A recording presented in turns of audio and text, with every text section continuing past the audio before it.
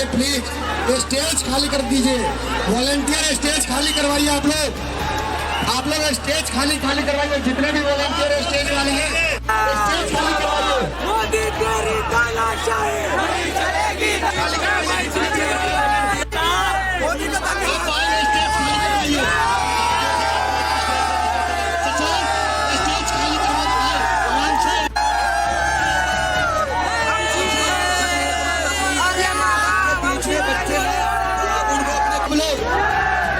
Spokes person के अलावा कोई भी नहीं रहा प्लीज। स्पोक्स पर्सन के अलावा कोई, आप लोगों से निवेदन है,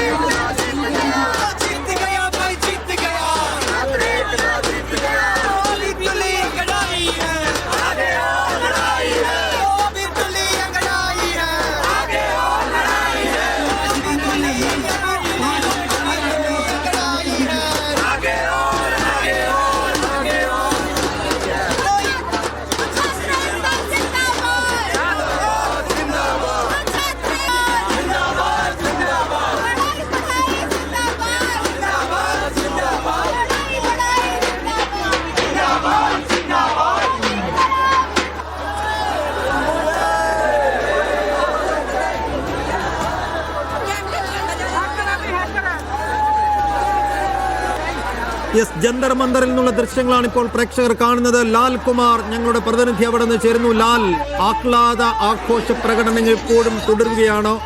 ഇപ്പോൾ ഈ ഒരു വശത്ത് അന്തിമഘട്ട ചർച്ച നടന്നുകൊണ്ടിരിക്കുന്നു.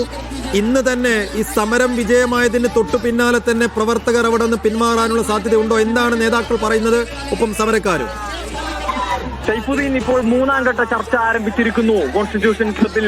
അതിനുശേഷം നേതാക്കൾ വാർത്താ സമ്മേളനം നടത്തുമെന്നാണ് അറിയിച്ചിരിക്കുന്നത്. ഇപ്പോൾ ചർച്ച ആരംഭിച്ചിരിക്കുന്നു എന്ന വിവരമാണ്. തെരുവ് മുഴുവൻ യുവാക്കളുടെ ആഹ്ലാദ പ്രകടനം കൊണ്ട് അലയൊലികൾ തീർത്തിരിക്കുകയാണ്. മാത്രമല്ല, ഈ വിദ്യാർത്ഥികൾ ധർമ്മേന്ദ്ര പ്രധാന് പിന്നാലെ മറ്റുള്ളവരും അഴിമതി വീരന്മാർ രാജിവെക്കണമെന്ന മുദ്രാവാക്യമാണ് ഇപ്പോൾ മുഴക്കിക്കൊണ്ടിരിക്കുന്നത്. നമുക്ക് ഈ നഗരത്തിൽ അവരുടെ വൈകാരിക പ്രകടനങ്ങൾ കാണാം. കാരണം കഴിഞ്ഞ 35 ദിവസമായി ഇത്തരത്തിൽ സമരം ചെയ്യുകയാണ് അവർ. പലതും സഹിച്ചു. അവസാന നിമിഷം വരെ പോലീസിന്റെ ഭാഗത്തു നിന്നും കണ്ണീർ വാതക പ്രയോഗമുണ്ടായി. ആ കണ്ണീർ വാതക പ്രയോഗത്തിനിടയിൽ നിന്നാണ് ഇത്തരത്തിലൊരു വാർത്ത അവരെ തേടിയെത്തുന്നത്. ആ നിമിഷത്തിൽ തന്നെ അവർ ഈ വേദനമർന്ന ആഹ്ലാദത്തിലേക്ക് കടന്നു. അവർ ആഹ്ലാദ പ്രകടനം തെരുവുകളിൽ ഇപ്പോൾ തുടർന്നു കൊണ്ടിരിക്കുകയാണ്. നമുക്ക് കാണാം കൂടുതൽ വിദ്യാർത്ഥികൾ ഇത് അറിഞ്ഞുകൊണ്ട് ഇങ്ങോട്ടേക്ക് എത്തുന്ന കാഴ്ച. അത്തരത്തിൽ വലിയ രീതിയിൽ തെരുവ് തലസ്ഥാന നഗരി ഒന്നടങ്കം വിദ്യാർത്ഥികളുടെ കയ്യിൽ വിദ്യാർത്ഥികളുടെ ആഹ്ലാദ പ്രകടനം കൊണ്ട് നിറയുകയാണ്. അവരുടെ വൈകാരിക പ്രകടനം കൊണ്ട് നിറയുകയാണ്. കാരണം 35 ദിവസമായി ഈ തെരുവിൽ അവർ നിറഞ്ഞു നിൽക്കുന്നുണ്ട്. ഈ തെരുവിന്റെ സ്പന്ദനം അവർക്കറിയാം. മാത്രമല്ല, പോലീസിന് മൃഗീയമായ വേട്ടയാടൽ, അതിൽ പരിക്ക് പറ്റിയവർ, അവർ ഒരു വശത്ത് ഇപ്പോഴും ആശുപത്രിയിൽ കഴിയുന്നവർ, അത്തരത്തിൽ ഏറെ വൈകാരികത നിറഞ്ഞ നിമിഷങ്ങൾ, അതിലേറെ അഭിമാനം കൊള്ളുന്ന നിമിഷം. കാരണം തോറ്റുപോകുമെന്ന് പലരും പറഞ്ഞു. ഇതിനേക്കാൾ വലിയവർക്ക് പറ്റിയില്ല. പിന്നീട് ഈ ജൻസി പടക്ക് എന്ന് പറഞ്ഞ് അവരെ അവഹേളിച്ചു. എന്നാൽ ആ ജൻസി പട്ടാളം അല്ലെങ്കിൽ ആ വിദ്യാർത്ഥി പട്ടാളം ഇന്ന് രാജ്യത്ത് ജനാധിപത്യം നിലനിൽക്കാനുള്ള സമരം ചെയ്യുന്നു. അഴിമതിക്കെതിരായി സമരം ചെയ്യുന്നു. അവരുടെ അവകാശത്തിനായി ഇത് വലിയ പ്രചോദനമാണ്. വിദ്യാർത്ഥികൾക്ക് മാത്രമല്ല പ്രതിപക്ഷത്തിനും നൽകിയിരിക്കുന്നത് ഒരു വലിയ പോസിറ്റീവ് എനർജിയാണ്.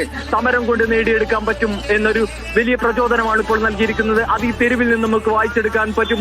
അവർ ഇപ്പോഴും ആഹ്ലാദ പ്രകടനത്തിലാണ്, മുദ്രാവാക്യം മുഴക്കുകയാണ്. ഒരു വശത്ത് ചർച്ച പുരോഗമിക്കുന്നു.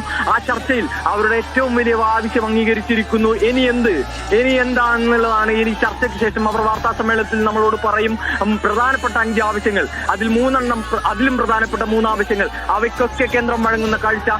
തൊട്ടിന് മുൻപ് വരെ വകുപ്പ് മാറ്റി മന്ത്രിയെ സംരക്ഷിക്കാനുള്ള തീരുമാനം എടുക്കുന്നു എന്ന വാർത്ത വരുന്നു. പക്ഷേ വിദ്യാർത്ഥികൾക്ക് മുമ്പിൽ ഇത്തരം ഗിമിക്കുകളിൽ പിടിച്ചു നിൽക്കാൻ പറ്റില്ല എന്ന് മനസ്സിലാക്കുന്നു. ഒടുവിൽ രാജിയിലേക്ക് കടക്കുന്നു. അത്തരത്തിൽ ഈ തെരുവ് ഇപ്പോൾ ആഹ്ലാദം കൊണ്ട് നിറയുകയാണ്. ഇതിനെ എന്ത് തരത്തിൽ ഈ ആഹ്ലാദത്തെ വിളിക്കണം എന്ന് നമുക്ക് മനസ്സിലാവില്ല. സൈഫുദ്ദീൻ, അത്രയ്ക്കലയിലുകളാണ് ഇവിടെ നിന്ന് മുഴങ്ങി കേൾക്കുന്നത്.